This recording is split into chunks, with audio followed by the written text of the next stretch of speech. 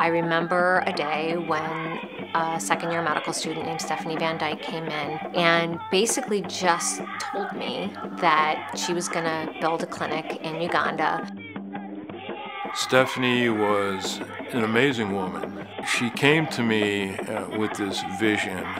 She had inherited a small amount of money from her grandmother, I believe, and so she took what she had and she invested it and built this clinic in Uganda. Basically, she approached me and said, "Misty, can you help me build this clinic?" And after kind of realizing she was serious, I said yes.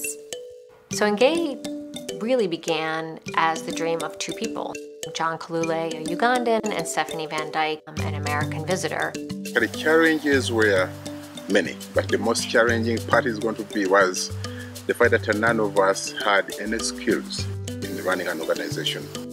Oftentimes working in Africa, you get a sense of the people sitting there waiting for someone, the white person from overseas, to come and to do something, you know, to come with their money, to come with their resources. But John was different.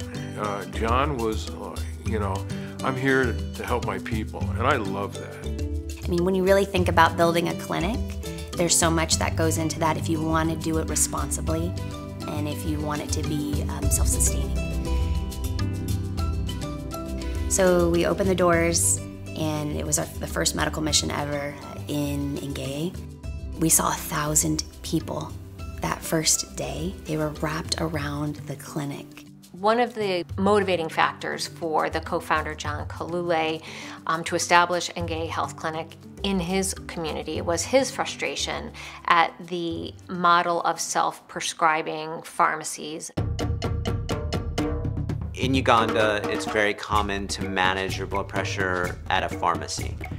You go to the pharmacy and the pharmacist says, "Oh, you have high blood pressure, you should take this medicine."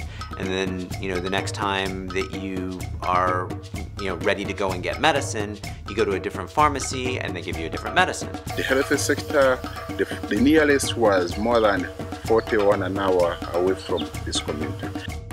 Where they would go for treatment would be to small stores, where they would go to buy the medicine. Like they would do some self-prescription of medicine. When Engeye first began, they had two core values. One was to provide affordable health care in this particular community of Ddegeya Village. The second was to then provide opportunity through education. It wasn't only health that was needed in this community. We needed education, so we had to debate between health services and either school. One of the beautiful things about Engeye is that it exists 6 days a week, all year round.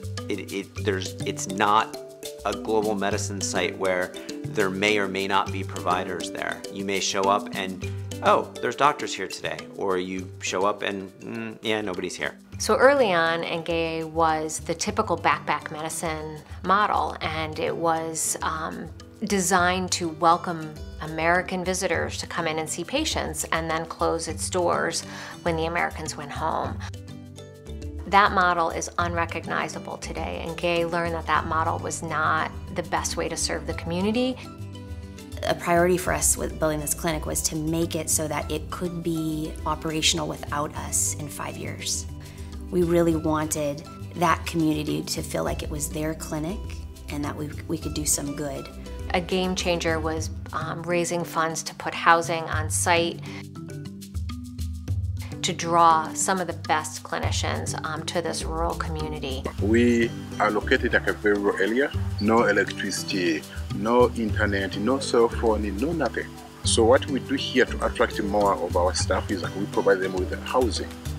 Most of our staff have their children, so we provide them like a living room, a sitting area, a shower room, and a kitchen. We're so proud of this because the clinic is alive and well. Initially we had this, like we call it, it's just this little brick building. It was an open floor plan where we would see patients and have kind of medical beds. Now there are several buildings, including a laboratory, including a birthing center.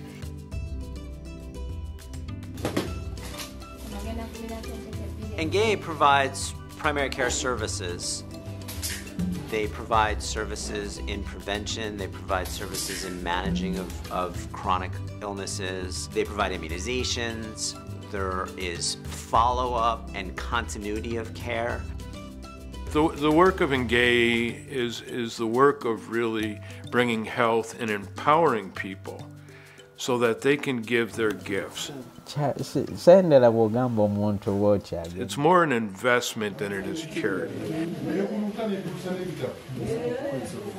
We invest in people like us, who are smart like us, just haven't had opportunities like us, or resources like us. We invest in them, and then they get to the place where they can give to others.